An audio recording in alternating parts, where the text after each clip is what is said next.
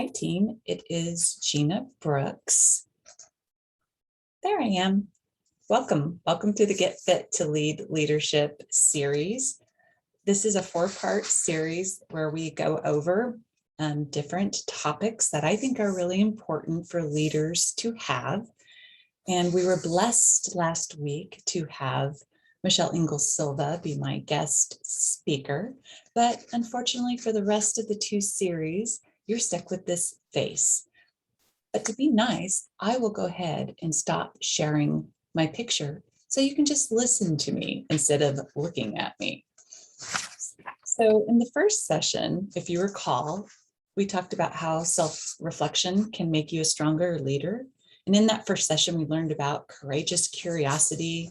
We learned about how self-reflecting on our own actions, on our own emotions, on how we react to things can benefit not just ourselves, right, but our relationship with our staff, with other leaders, with our families. And it also helps us deal with complex problems and decision making, and basically improves our overall leadership skills. And in last week's session with Michelle, she went over emotional intelligence and how effective leaders train for emotional intelligence. She talked about in that second session, emotional intelligence and the 5 key competencies needed to develop. She also talked about some tips on how to develop those competencies and gave some examples of what emotionally intelligent leaders do to impact their employees in a positive way. So self-reflecting and emotional intelligence go hand in hand. And what's great about the topic that we're going to go over today is emotional intelligence, self-awareness, self-reflection are all part of becoming a servant leader. Those are all important competencies to develop first on your way to becoming a servant leader. So what is servant leadership? That's something we're going to focus on today and address. We're also going to discuss some benefits of servant leadership. We'll go into some qualities of a servant leadership, and then I'll give you some tips on where to start. Like, how do you begin the journey of becoming a servant leader? Well, the first thing we need to do is describe what servant leadership is. Well, servant leadership was actually coined by this gentleman in this photo. His name is Greenleaf, Mr. Greenleaf, Mr. Robert K. Greenleaf. And he coined this concept of servant leadership in an essay he wrote. And he basically describes it as a servant first philosophy. And he's saying it's something that's innate inside of us. It's a natural feeling in a person where we naturally want to serve first. And once you start having that natural feeling, you begin to have a conscious choice that you want to lead, and that you're changing as a person, and you're different from one who is leader first. So it's a process, right? Servant leadership in itself is a management technique, right? You've heard of traditional management techniques. There's all kinds of different management techniques out there, but servant leadership is a technique that focuses on serving others, right? So all of it is about, it's right in the word, servant, serving others rather than managing for results. So you're, as a servant leader, you're not looking at the results, you're not result driven.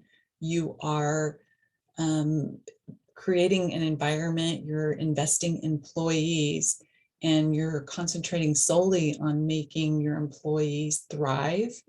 And as a result of that, you will see an improvement in overall performance. So one of the things I loved about Michelle's presentation last week is she did this whole what emotional intelligence isn't. So I thought I'd follow suit and share with you some examples of what servant leadership is not. Servant leadership isn't micromanaging, right? It's not watching over your employee every minute making sure every task has approval, no matter how minute it is, and needing to know the whereabouts of your employees at every moment, right? You're not Michael Myers, like hiding behind a bush, waiting to jump out at you on Halloween. You're also not like, oh, beloved, gosh, I can't remember what his name was from the Dukes of Hazzard. Boss Hogg, yeah, Boss Hogg. Our classic Boss Hogg there and his statement, right? Like, I'd love to promote you, but yeah, it's too hard to find a replacement. So what servant leadership is it's not holding your employees back from growing, right? It's not selfish, and it's not only thinking about your success and performance, it's thinking about your employees' success and growth. It's also not self-serving or self-promoting, right? Servant leaders, they give acknowledgement and they give credit to their team. They don't take credit for what their team's idea, or they share that idea. They give credit and acknowledgement to that staff member who did such a wonderful job. They understand and they're confident that their goal is to grow their employees, and by giving that employee the credit just proves that their focus was on that employee and empowering them enough to do such a great job. So servant leader does not steal ideas or take credit, nor do they're not hypocritical, right? Servant leaders walk the talk, and we'll kind of talk about that in a little bit, but they lead with integrity and they don't take advantage of their positions, right? Like, they're not going to make you come in at 8 and they roll in at 10 and leave at 3. That is not a servant leader that leads with integrity. They are going to be there right with you the entire time, guiding and encouraging. So I wanted to tell you a little story about servant leadership. And I think it does a great job of showcasing what servant leadership is and what it isn't. So let me read you this little story. I think it's an excellent one. Okay, so over 200 years ago, a man in civilian clothes rode past a small group of tired and battled, weary soldiers. They were digging what appeared to be an important defensive position.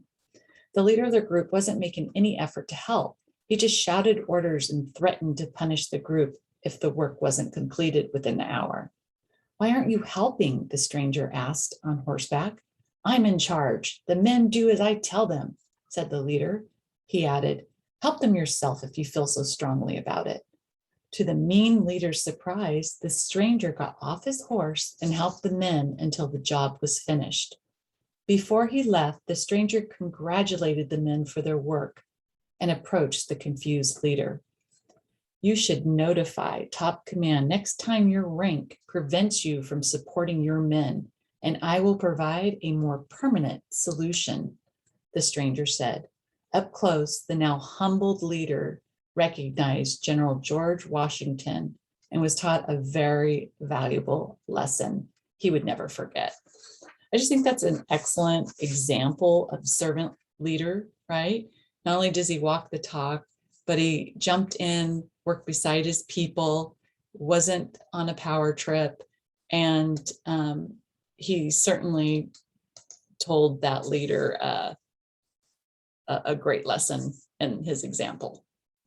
So in this next section, we're going to go over some of the important qualities or characteristics of a servant leader. And according to the former president of the Robert K. Greenleaf Center for Servant Leadership, say that quick, and they actually have an excellent website if you really want to delve into servant leadership, and they have all kinds of great resources. But this former president had developed these 10 key characteristics of servant leadership. And I do encourage you to go ahead and go on their website and look at all of these. These all have great information and are very worthy of reviewing in depth. but I'm going to concentrate on 5 that I believe are really truly the core to what I think is a servant heart. And that first one is listening. I mean, we always hear about listening, right? We always hear that you need to talk less and listen more.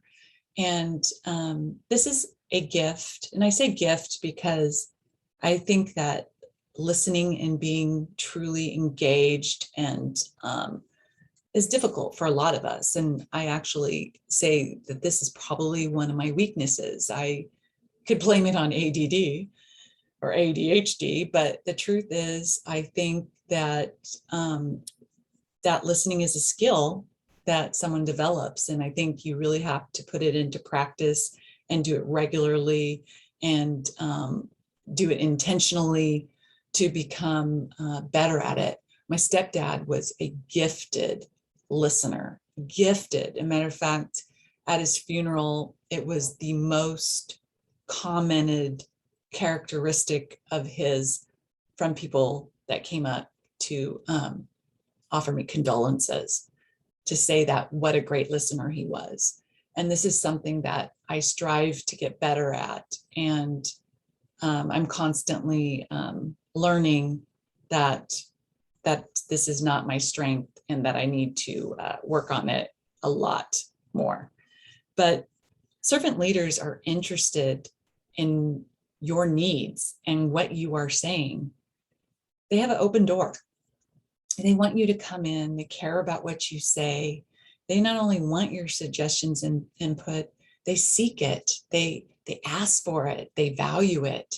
They value other people's opinions. They're not solely it's my way or no way.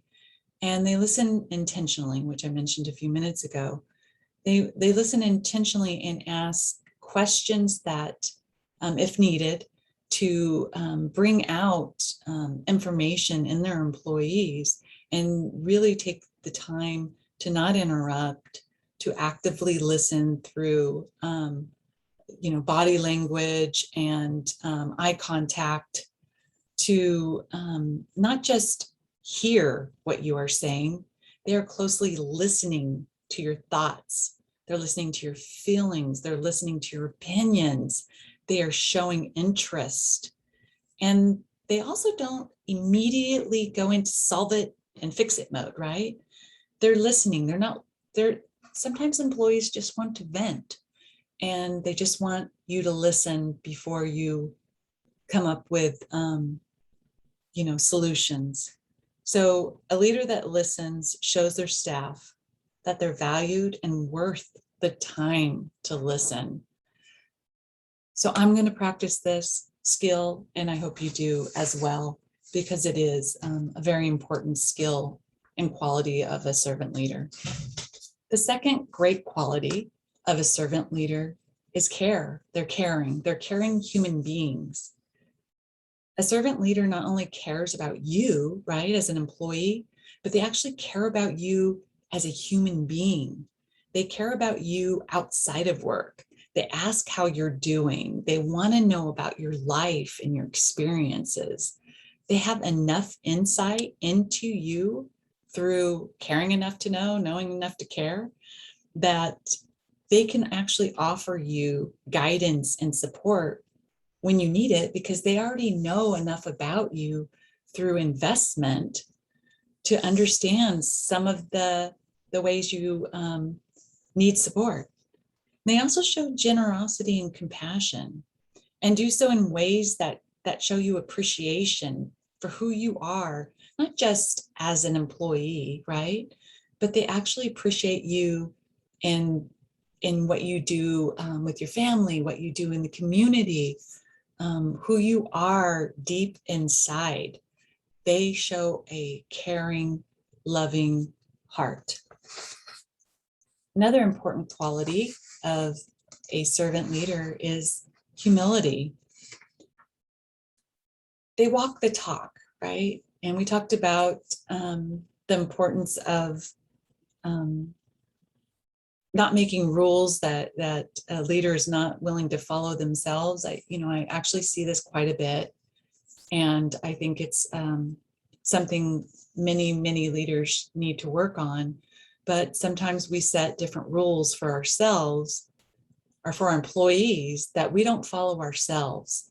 And not only does that not equal a servant leader, right? Because we need to be present to serve, but it also showcases that we think that we are more important than our staff. And that's the opposite of what a servant leader is. A servant leader puts themselves to the same exact standards that they expect from their staff. A servant leader also doesn't take control of absolutely everything because they can do it better.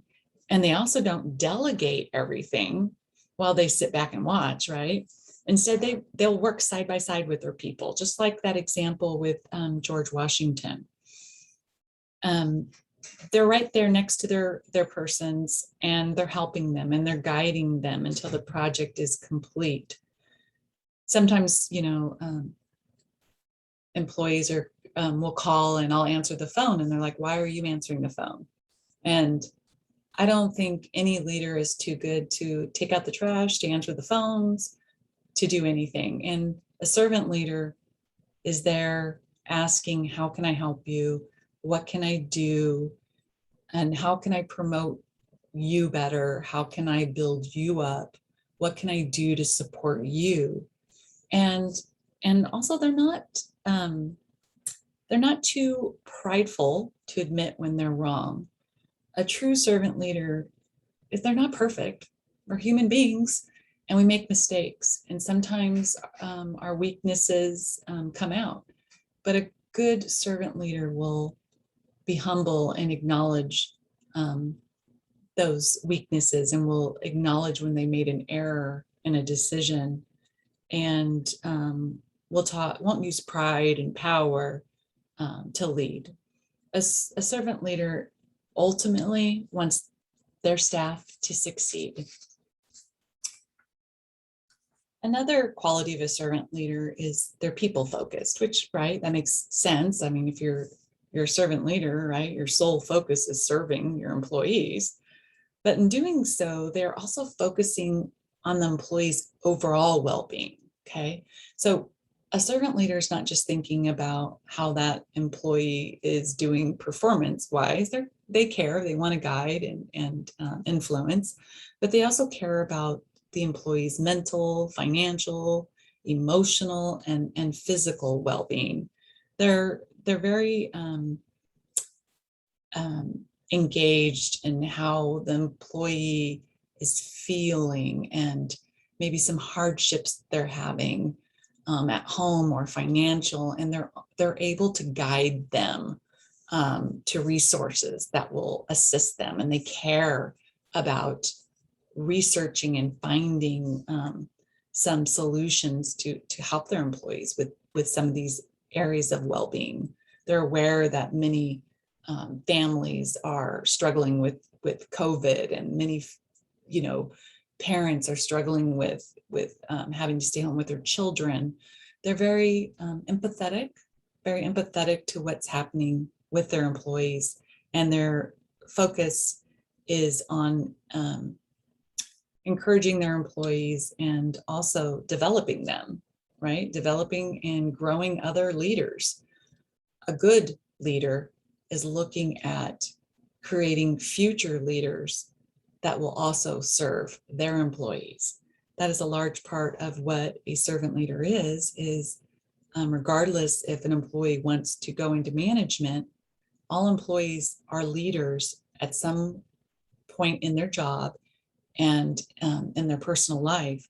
So a servant leader recognizes that and encourages and assists in developing their strengths through opportunities for professional and personal development. They encourage education, and they also give their employees experiences. And I think that is something that's really important for employees to experience, being on committees or going to a management meeting or going to a conference that maybe only leaders were ever able to go to, because it allows the employee to imagine the possibilities of where they could be and where they can go in their career.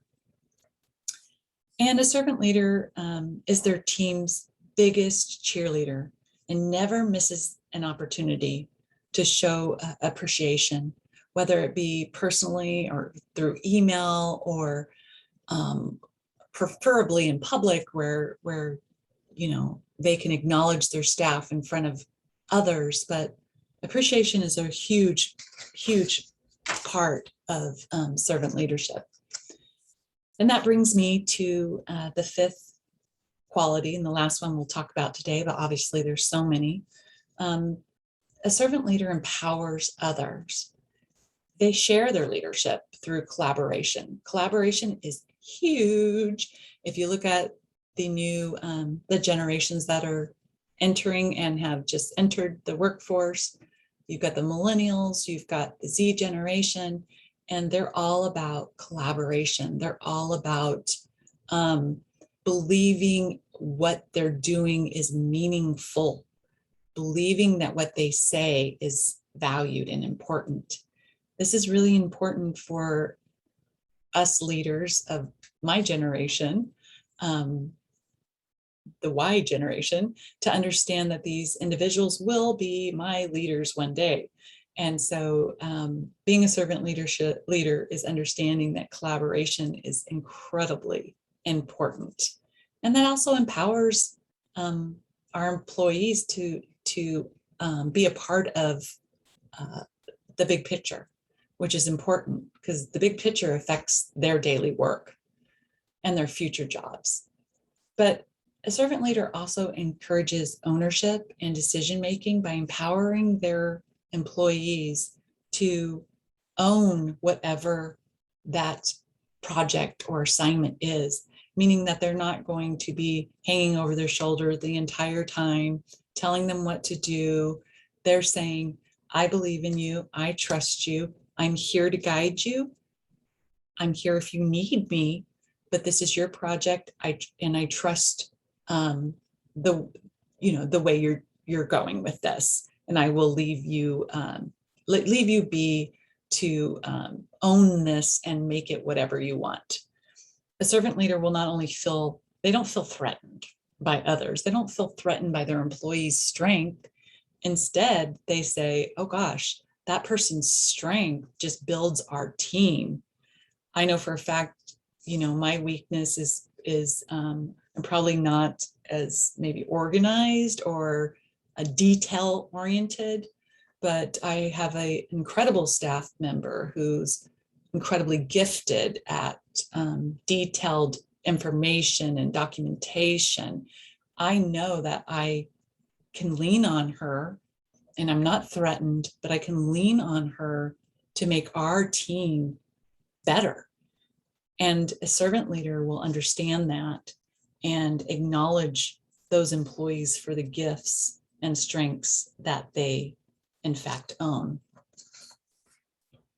So we've defined what servant leadership is and what it's not. And we went over some important qualities of a servant leader. And now we're going to look at some benefits of this management approach.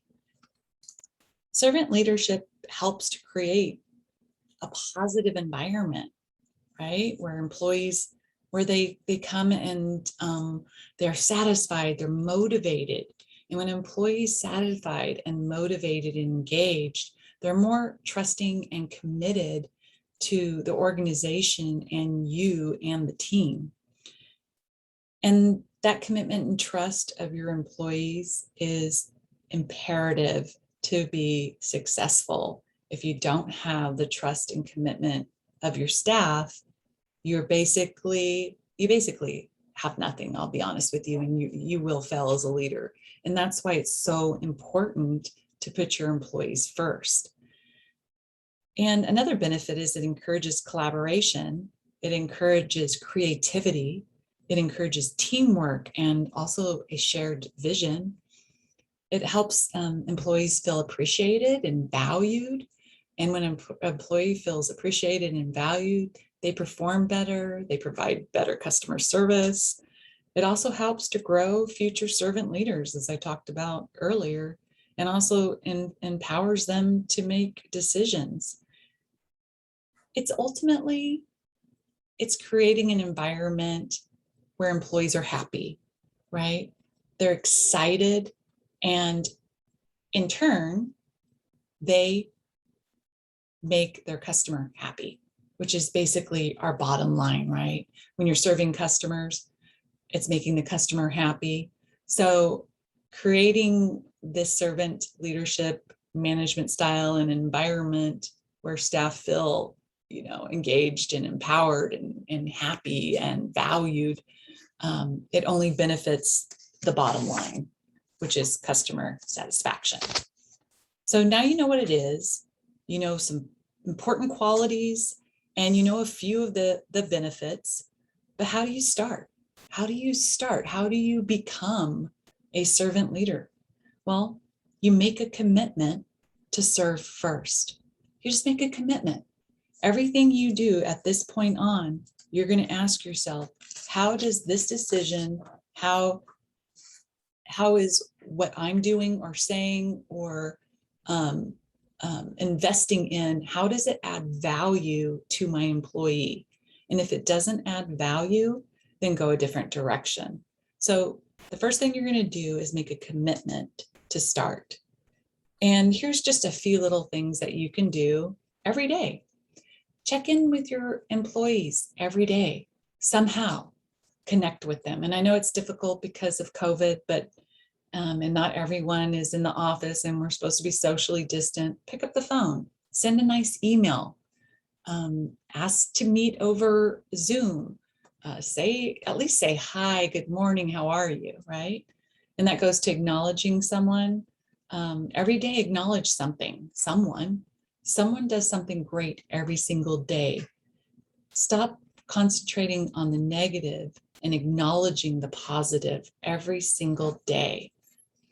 Every single day, give thanks, because every single day someone is doing something great that needs to be acknowledged.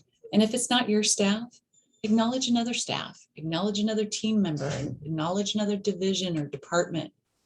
And that acknowledgement needs to be genuine and thought out. Every day, ask your staff, how can I help you, right? How can I add value to your job today? What resources do you not have that I can provide? Collaborate every day, seek feedback. And feedback is actually the topic, our last topic, which will be hopefully next week. I'm having surgery tomorrow, so I'm hopefully gonna be able to do that. But I think that's a really important area of being a great leader is being able to seek feedback and accept feedback, right? And collaborate. Collaborate's a huge portion of servant leaders. And it's also the generation that you're working with. It's very important for them to feel valued and feel a part of the bigger picture. And they want to know you care, and they want to know what they do is important and makes a difference. Lead by example every day. Show integrity. If you're going to have your staff work 8 to 5, work 8 to 5. Don't take advantage of your status or position. Don't take advantage of your exemption. Be there for your staff. Lead by example. Do as do as you say. Walk the talk, and show ethics and integrity. Choose every day your employees first. Make that choice that you are going to serve your employees first. And if you put that at the top of everything you're doing, how will this affect my employees? How would my employees feel about this? Then you are on your way to servant leadership.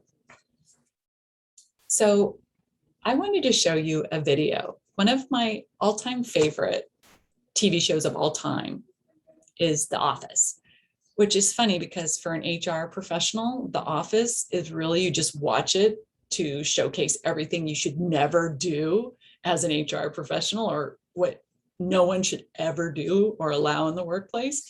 But I found this video and I would have never thought of the lead character, Michael Scott, as this great servant leader. But this gentleman does this video and he highlights really well with clips on how Michael actually is a caring, fun, creative, acknowledges his staff, cares about them, leader. So I want to show you this video before I end this, and I hope you enjoy.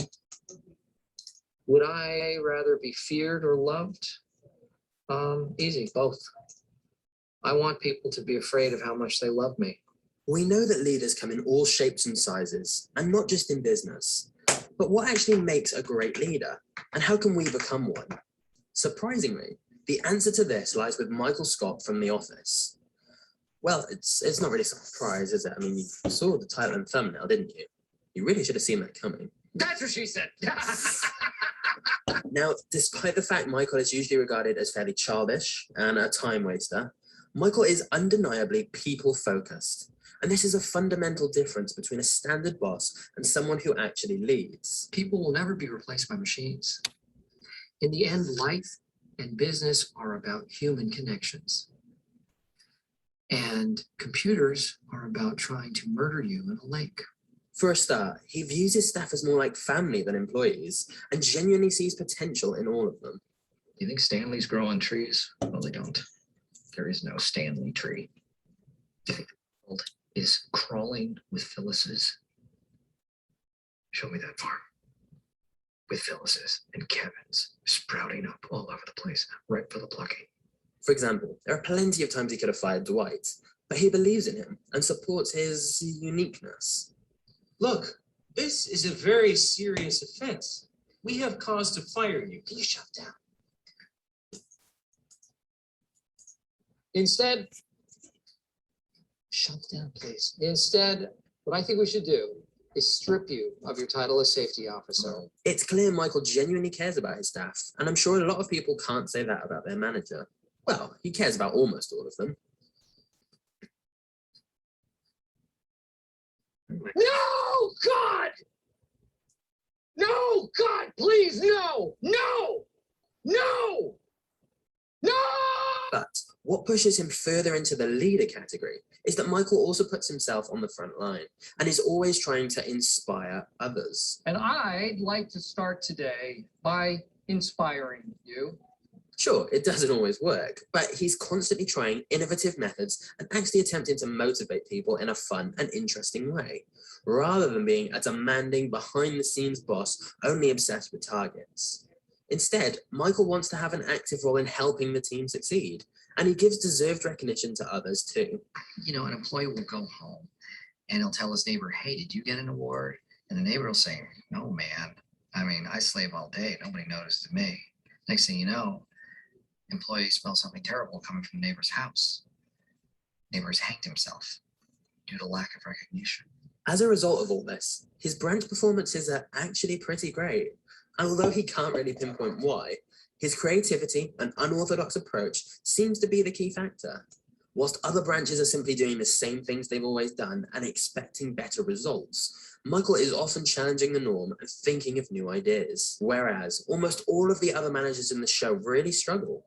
Many of them try to implement much more bureaucratic or micromanagement styles, but Michael was the one that trusted his employees and was usually pretty honest with them, and that enabled them to thrive. Another option! Another option! Jeez, okay, settle down, everyone.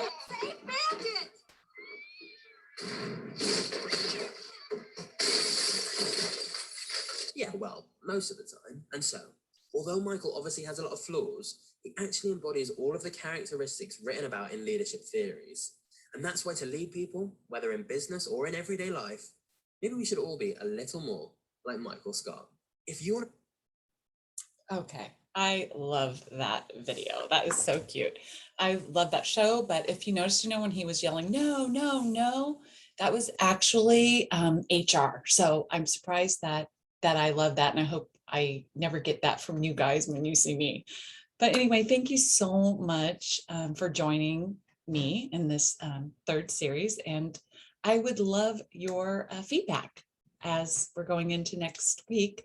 If you could comment, let me know what you think of the training. Let me know what you're interested in the future. Let me know if you want me to continue to do these. Push like and subscribe on my Facebook or my Workplace Wanda website. There's also a lot of articles and question answers and other videos. So thank you very much.